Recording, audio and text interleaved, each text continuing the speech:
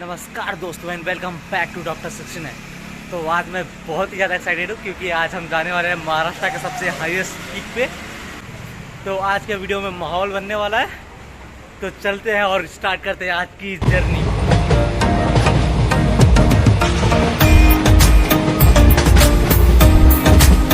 And it will take approx 3 to 4 hours to go from Dadar to Pune.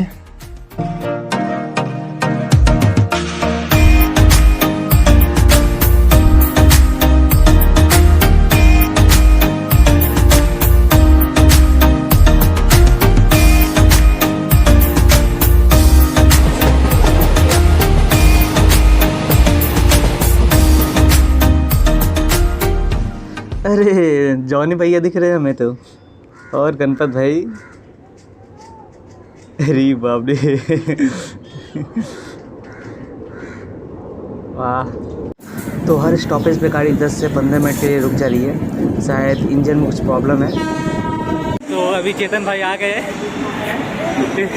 बंदा सुबह से परेशान था भाई चेतिया।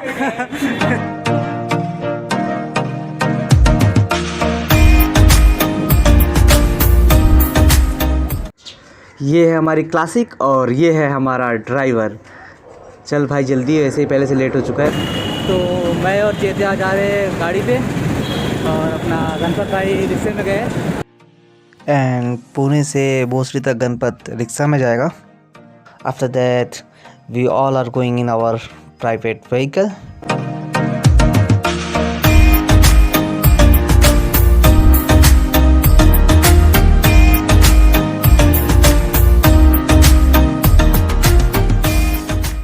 ये है तेरा घर चेतिया। हाँ, नया वाला।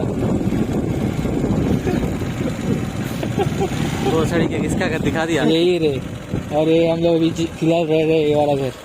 अच्छा, इधर रह रहे हो? क्या ट्रैक्टर है भाई? वो छोटा नहीं है। तो 4 बजे तक हम लोग यहाँ पर पहुँच चुके थे और 4 बजे से 5 बजे तक हम लोगों ने यहाँ पे आराम किया और फिर हम निकल पड़े हैं उस मंजिल की तरफ जिसके लिए हम लोग मुंबई से यहाँ तक आए हैं।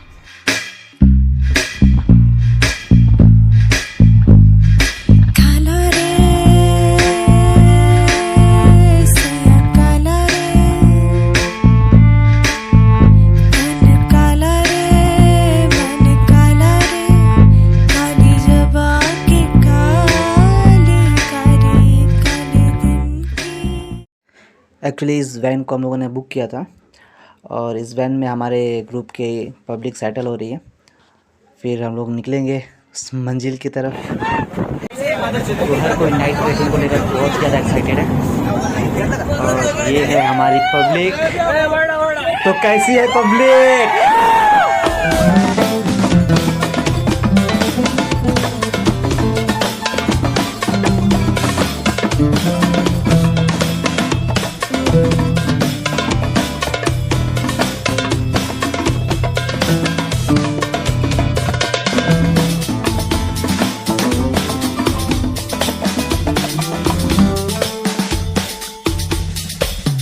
तो फिलहाल रात के 9 बजे सब लोग यहाँ पे रुके हुए हैं और यहाँ पर चाय पीने वाले हैं।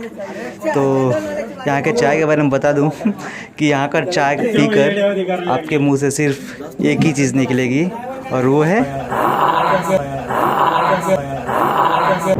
तो बस कुछ ही देर में पहुँच जाएगा कल सुबह। तो ये कुछ ज़रूरत की चीज़ें हैं जिसे हमें अपने साथ कैरी करना है। तो एक ममरा और नमकीन का पैकेट है, 2 टमाटर, 1 काकड़ी और 2 पानी का बॉटल भी है जिसको हमें अपने साथ कैरी करना है।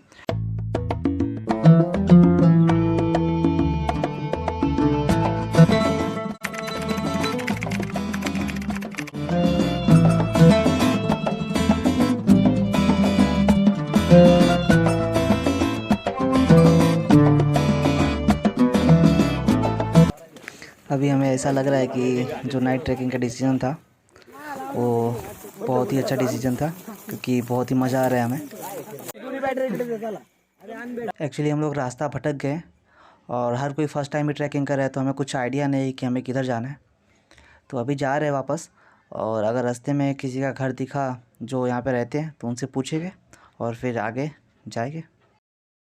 तो यहाँ पे हमें एक घर दिखा है और चेतन जा रहा है पूछने के लिए। तो ऐसा लगा नहीं था कि रात के 12 बजे अगर किसी को उठाओ तो इतने प्यार से बात करेगा, लेकिन अंकल एकदम प्यार से बात कर रहे हैं।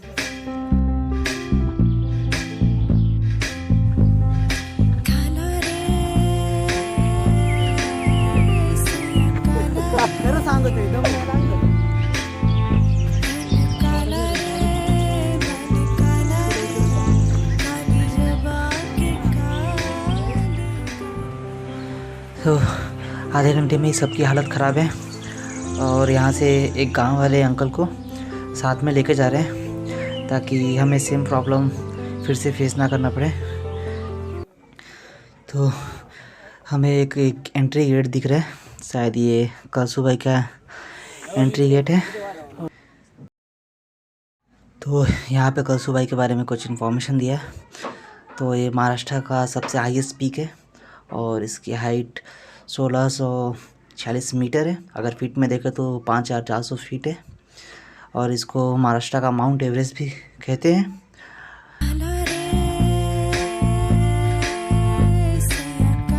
और एक चीज़ आपको बता दूं, अगर आप नाइट ट्रैकिंग के बारे में सोच रहे हैं और अगर आपका ग्रुप बड़ा नहीं है तो बिल्कुल भी ना सोचें, क्योंकि अगर आप कोई प्रॉब्लम में फंस जाएंगे तो प्रॉब्लम और बढ़ेगा, कम नहीं होगा। तो फाइनली 1646 किलोमीटर ऊपर हम लोग आ चुके हैं और मेरी तो हालत भाई बहुत ज़्यादा ही ख़राब है। आज ज़्यादा एकदम हालत ख़राब हो चुकी है। रास्ते में मैं कैमरा भी रख दिया था भाई, क्योंकि चढ़ने हो ही नहीं रहा था और इतना ज़्यादा डिफ़िकल्ट है चढ़ना कि क्या बताऊँ मैं। And the most beautiful part of camping is bonfire, और इसकी हमें बहुत ज़्यादा ज़रूरत भी है क्योंकि ऊपर बहुत ज़्यादा हवा चल रहा है।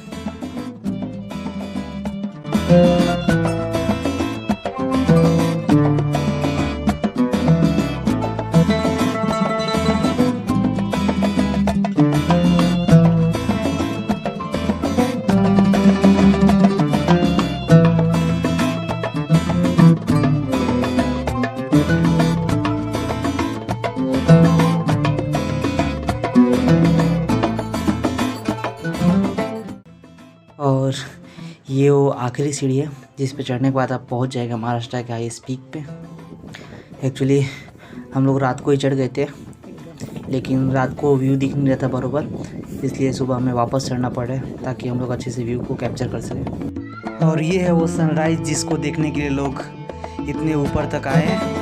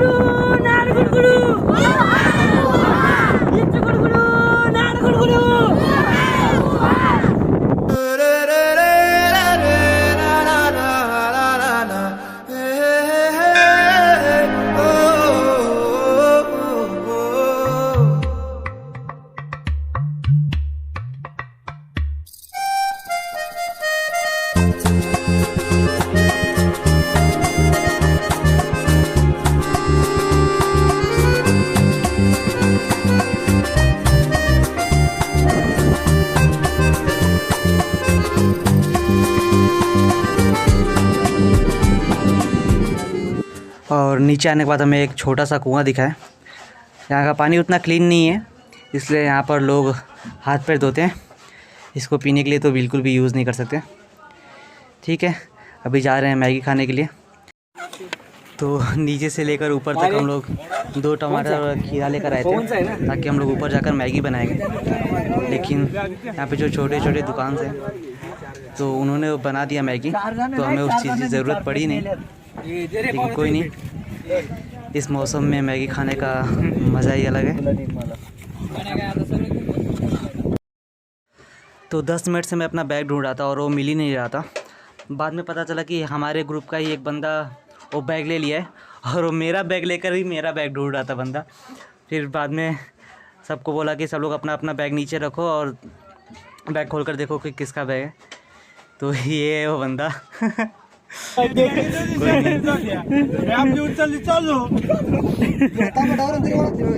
कोई नहीं। उतरने में तो हमें वो प्रॉब्लम फेस नहीं करना पड़ेगा जो प्रॉब्लम हम लोग चढ़ने में फेस किए थे।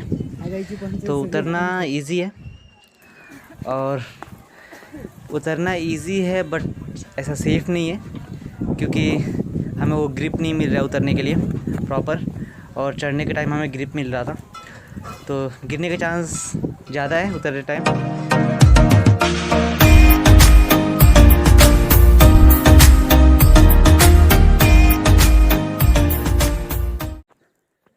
फ़िलहाल आधे रास्ते तक तो आ गए, तो यहाँ से चढ़ना और उतरना दोनों ही बहुत ही ज़्यादा डिफ़िकल्ट है क्योंकि उधर से लोग आ भी रहे हैं और इधर से आप जा भी रहे हैं और रास्ता इतना पतला सा है। तो अगर आपका हाथ छोटा तो आप खुद तो गिरेगा, साथ में और भी लोग गिराओगे। और इतना सब होने के बाद भी मैं एक हाथ में कैमरा पकड़ा हूँ और एक हाथ से मैं उतर रहा हूँ। तो ये नहीं बताना चाहता हूँ कि बहुत बड़ा काम कर रहा हूँ, बस ये बताना चाहता हूँ कि वीडियो बनाना बहुत ज़्यादा डिफ़िकल्ट है, तो सपोर्ट करो। तो भाई साहब आप बताएंगे 1600 मीटर कैसे पहुँचे? ओए नहीं बताएंगे, कोई बात नहीं। क्यों नहीं हो सकती?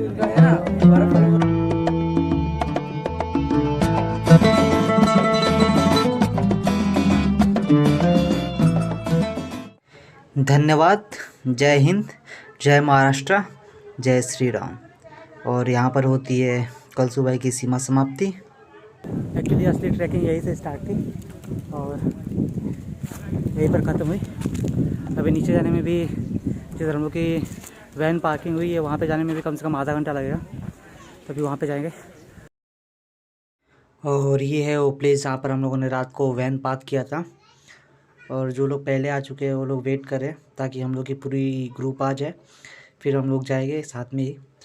और गणपत भाई तो एकदम थक चुके हैं। फ़िलहाल चेतन भाई हम एक ऐसे प्लेस पे लेके जा रहे हैं जहाँ पर हम लोग फ्रेश हो सके। तो ये है वो नज़ारा, क्या खूबसूरत नज़ारा है भाई। तो चेतन हमें बहुत ही शानदार जगह पे लेकर आया। इतने थकने के बाद सोच रहे थे कि किधर ऐसा जगह मिले जिधर हम लोग फ्रेश हो जाए, तो ये वो जगह थी।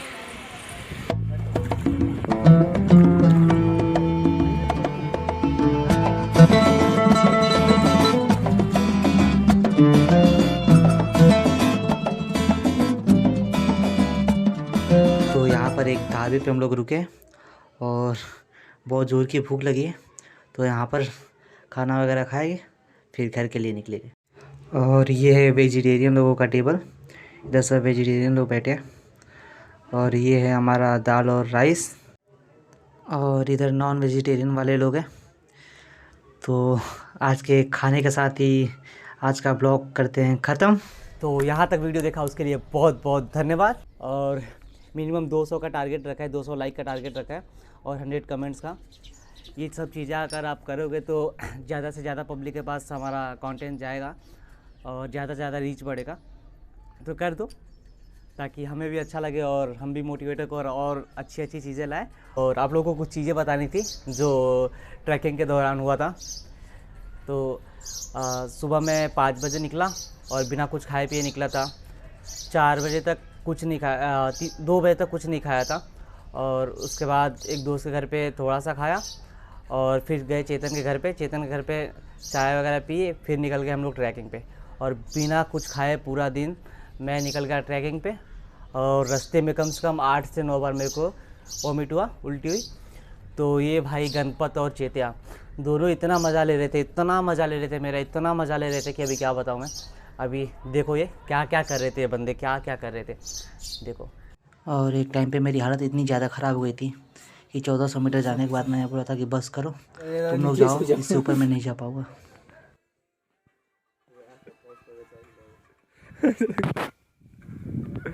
ऐसा लगता है कोई इसका रेप करके छोड़ दिया हो ना चेतिया, कोई इसका रेप करके छोड़ दिया हो ना यहाँ पे। कैसे कर रहा था पता? बस हो गया। हो रहा है, मैं मजाक कर रहा है क्या? मैं मजाक नहीं, मेरी कैपेसिटी नहीं है, मेरे को आड़ और उल्टी हुआ है, समझना, मैं बीमार हूँ, लौड़ा बीमार। इसे उसको बोला था कि आधे रोड से वापस आ जाएगा, नहीं आएगा तो ऊपर जाएगा, मैं बीमार हूँ, मेरे से नहीं हो रहा। थैंक यू, शुक्रिया, धन्यवाद और राम राम।